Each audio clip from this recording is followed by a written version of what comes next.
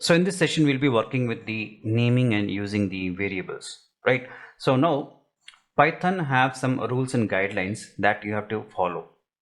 So when you're following that rules for the variables, giving the variable names, so the variable should contain only letters, the numbers and underscores. Okay, they can start with a letter or an underscore, right?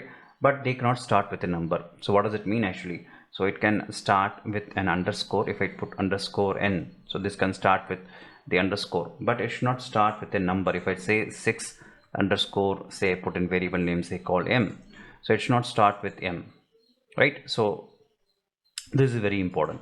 Similar way, it should not start with a number 7y. It should not start with a number and the variable. It can start with the underscore, right? And it should not start with the number. So in this case, second thing is that spaces are not allowed for the variable names. So let us do an execution, then we see what are the errors. It is just directly cropping up. Instead of having an explanation on that, we directly work on that and we'll see what are the errors we are getting, right? See, programmers will make mistakes, it happens. So error is the only thing which make you to learn the programming language well. So error will come and you have to do that, right? Now suppose I type the variable, say suppose I type a variable, say message 1. Okay, message 1 is the variable. Let's see what is going to happen. So right, equal to, and within the text I'll be typing a text, say suppose a variable, a small variable. So I suppose say finance data. Okay, a text finance data is that a value of a text is there which has been assigned to the variable message 1, and in this case I press enter and I just type print and I type MESAGE and see what is going to happen, right? It will just throw out an error. So shift enter, it will throw an error. So what is this error actually? So in this case, the interpreter, right? So normally the interpreter will be doing the interpretation of the code and it will be throwing out an output.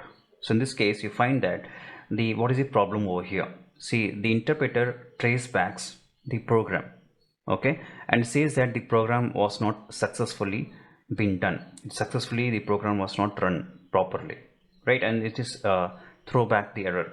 So in this case, you have a traceback over here.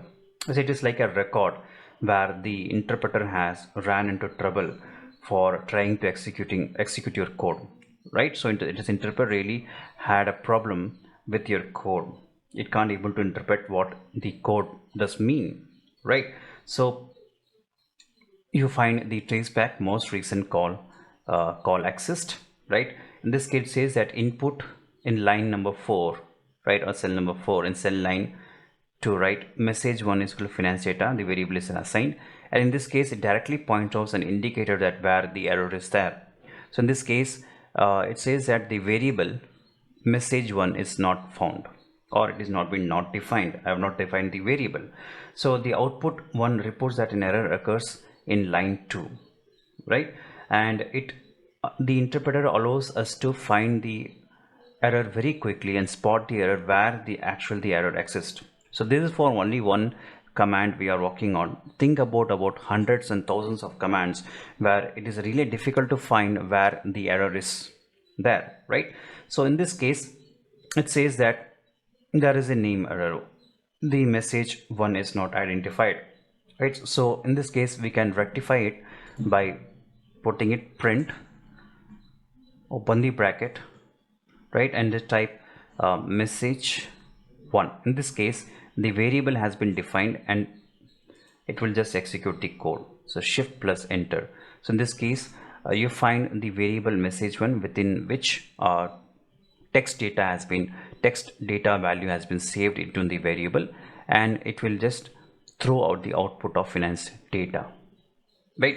So this is the naming of your variable, right? So normally computers are really strict, and even the bad commands or bad spelling will really cause the error in the code.